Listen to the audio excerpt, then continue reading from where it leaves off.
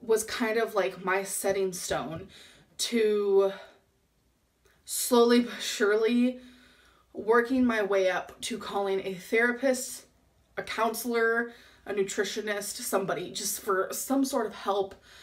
I do have a dear friend of mine who is currently watching this who is helping me with that. She's sending me links to eating disorder therapists who specialize obviously in people with eating disorders. And I'm going to be calling someone and I'm going to be getting help. And I also want to say that, like, I don't mean to ever make excuses that are invalid. Everything that I say is truly how I feel.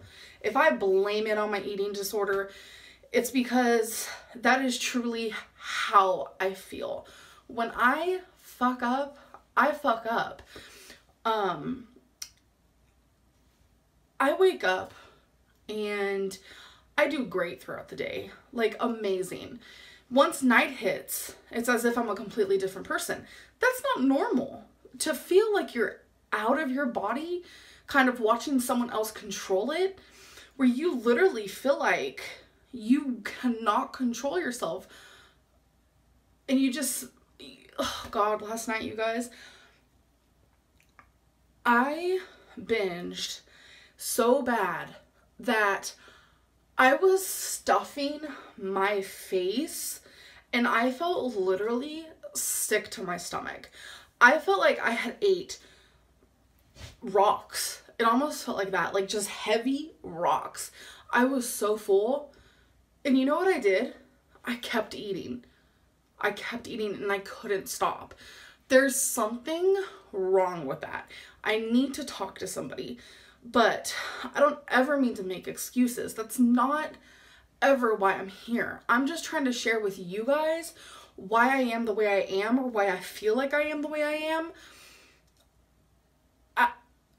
It's just, call it an excuse, but it's valid. Like, it is so valid. Like, I would never just be like, oh, I gained 5 pounds. I have no idea why. No, I gained 5 pounds because I couldn't close my mouth. Like, I literally couldn't stop eating. Whether it's my fault or it's not, like, I literally couldn't stop.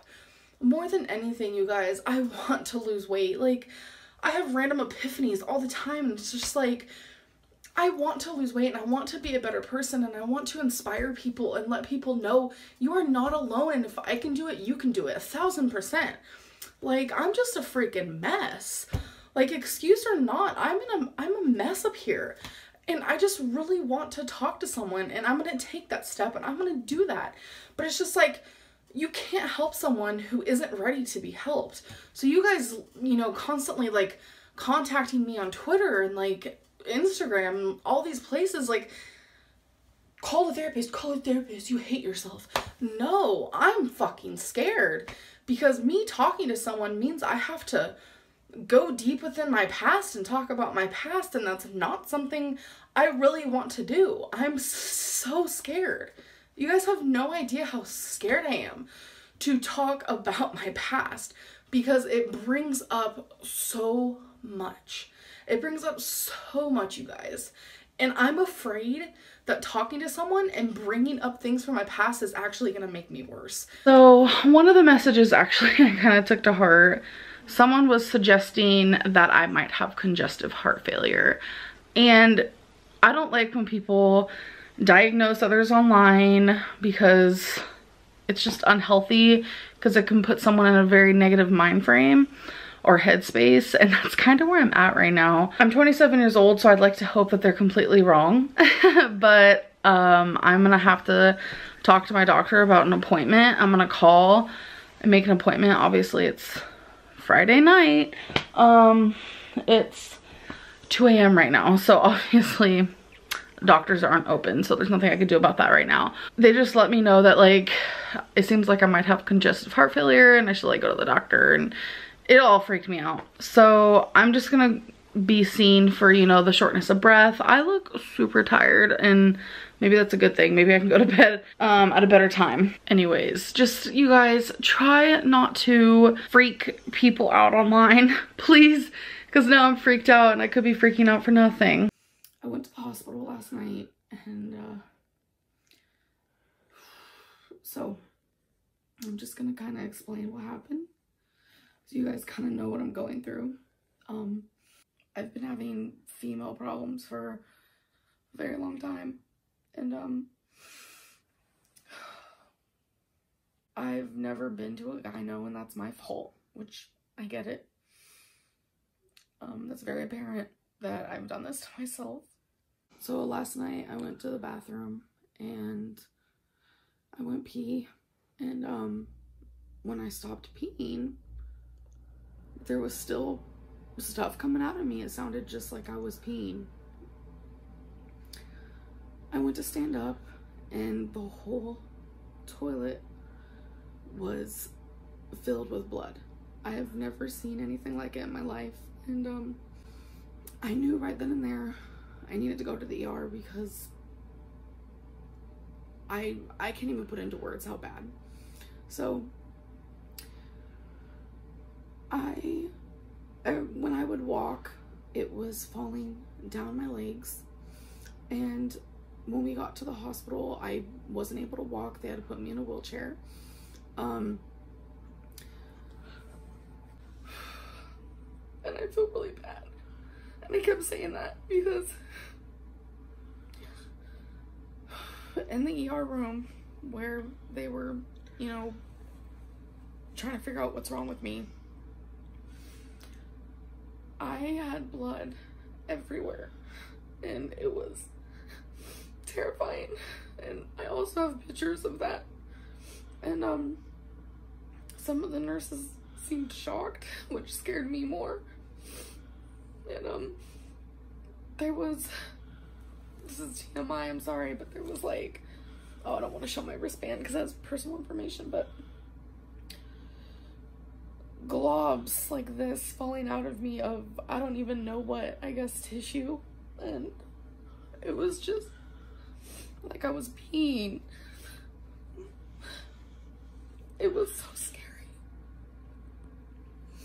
So I was sitting on the bed, and I felt something on the side of my leg,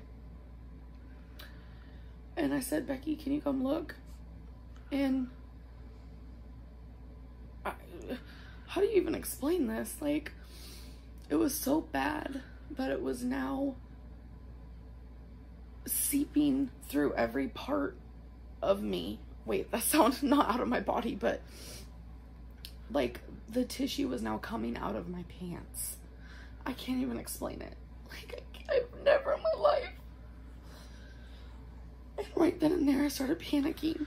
I was so scared. I pressed the little alert button or whatever, and the nurses came in and they were like really freaked out themselves, but you know, they had to try their hardest to, you know, put on a face and make me feel better. And I feel so bad because there were so many times people had to come in and clean the whole floor. So I got my blood taken several times, and finally a gyno came in. OBGYN, I always just say gyno, huh? And she scared me a little bit. That's okay. She said she was gonna put me on a medicine and see if it'll stop the bleeding. And once it did, she thought maybe possibly I would go have surgery and have a, what is called, babe? DNC. DNC, where they're scraping my uterus. I'm not a doctor, so if I'm misinforming, I'm sorry. I also got an ultrasound done of, was it my ovaries? My ovaries. So, and your cervix. And my cervix. So, in the ultrasound, they were able to see that I had thick tissue. So, another was, you think he was a gyno too? He was like a surgeon. He was a surgeon. But he knew what he was talking about. He came in very, very stern, very serious, and straight to the point. And he said, "You're gonna have to have surgery right now." And he canceled several people's surgeries because mine was emergency. And he literally told the lady that if I don't get surgery, then I'm just gonna be in the room to die. And that was terrifying to hear. And I don't think he knew that I heard because he said it out in the hallway, but he seemed like he truly cared, really truly. And he said that by doing this, he's gonna take off the tissue. It's supposed to supposedly stop the bleeding, and he's gonna test it because it might be cancer. And, so I'm freaking out, like terrified, because I've never had surgery before, ever. And at my size, obviously it's a little scary because you hear really bad things. And long story short, I did have surgery, and it felt like it happened within a second because anesthesia, obviously. And they took really good care of me. Afterwards, they told me that I do have sleep apnea. I've never been tested, and while they were doing the surgery, I would stop breathing a lot.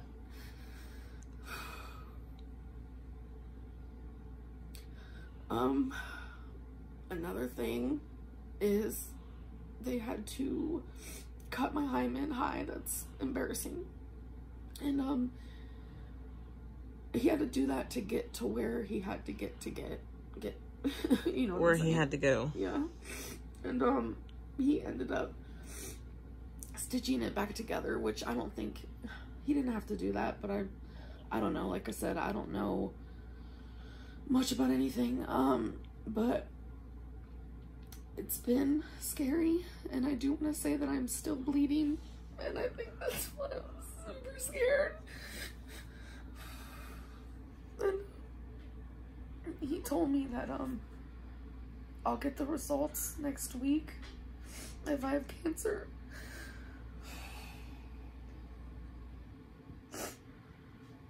And he was very to the point, and he didn't sugarcoat anything, which that's what I need. And I'm just so grateful that he really cared. But I'm scared. So I was in the hospital for quite some time, and they watched over me after the surgery for a while. I'd say about 10 hours, and the nurse I had was so helpful. Now I'm back home, which scares me because I'm not under, you know, the supervision that I wish I could be under, you know. So my bed is on the floor, and I haven't gotten up because I've been home for a few hours, and me and Becky went straight to bed because we didn't really get any sleep besides on and off sleeping, and then when I was on anesthesia. How long was that for? Maybe an hour and a half. Okay. So it was an hour and a half. But I just really want positive thoughts, prayers, whatever you guys have, please, because I'm scared. If you're ever getting your blood taken, don't let them do it in the wrist. I got it here, which it already fell off in the middle of my arm, on this wrist, and up here. But the wrist, that was the most painful thing ever. But I'm in a lot of pain right now, obviously, and still bleeding really bad, which I'm not supposed to be, so I'm confused. I just know that if it gets worse again, then I'm gonna go back to the ER.